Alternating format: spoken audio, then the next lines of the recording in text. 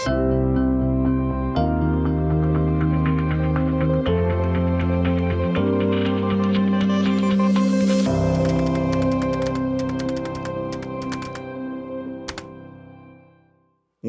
to a new edition of Moments with Mike. Following our time with Pastor Cami in the chronological study we did of the advent of Christ, which so many of you enjoyed during the time of Christmas past, Taylor and I began to talk a little bit about the direction we felt we wanted to go with this new edition. We had, quite frankly, decided that we were going to do something on fasting. And then some things happened that pushed off our filming of that. And here we are filming today on January 11th of 2021. Can you believe it? And we're 11 days in to our denominational time of 21 days of prayer and fasting. And so we, not on the fly, but began to talk about some other options. And I proposed this book of Ecclesiastes. It happens to be a book that I am reading devotionally in my own quiet time now, but I think it's reflective of conversations and observations I have with people, many of whom do not yet possess faith in Jesus Christ. But I observe that for many people, and I listen to the conversations going on around me, that Ecclesiastes is incredibly pertinent for our time of study because most of the people that I talk to, most of the people I observe, are still chasing after that which is under the sun and speaks to issues of pleasure and power and privilege and possession.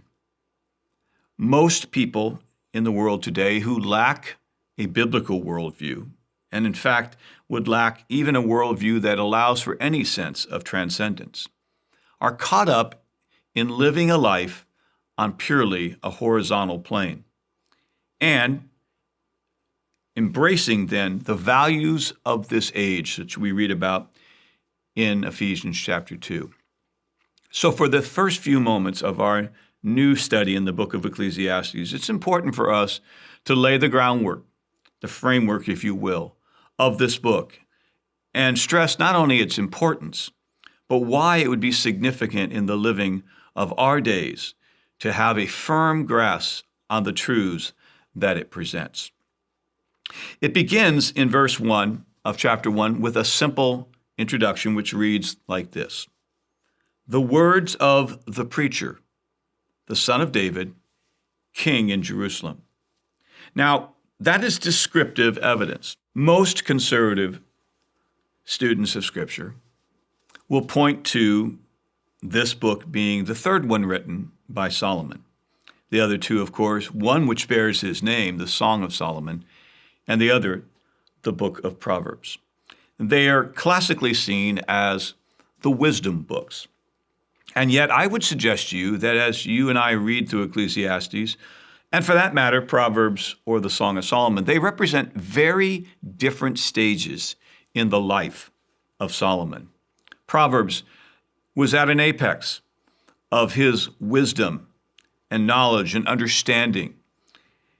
Solomon is more about, if you will, the relationship he shared with one of his wives. But this one, Ecclesiastes, is at a point in his life where he has become, if you will, very much caught up in the futility and the meaninglessness of life. They mark not only different stages in Solomon's life, but they leave for us an understanding of what it is to live under the sun on purely a horizontal level. And if there is no comfort to be found in that, it must mean that we're to live in the sun, S-O-N. The second bit of evidence that Solomon is the author of this book, even though his name is not specifically mentioned, is found in his unrivaled wisdom, his unparalleled wealth, and his unrestrained pursuit of whatever pleasure he found to pursue in his life, finding all of it to be without meaning. And yet this book is not without gems from him In fact, the book ends in chapter 12 with saying that the full duty of man, the whole responsibility that has been put upon us, is to fear God, to live in reverential awe before God, and obey his commandments. This will be an exciting time together. I challenge you to read through these 12 chapters, perhaps read 2 or 3 a day for 4 or 5 days and get a grasp for the book itself, and then we'll come back and jump into a greater overview in our next Moments with Mike. God bless you.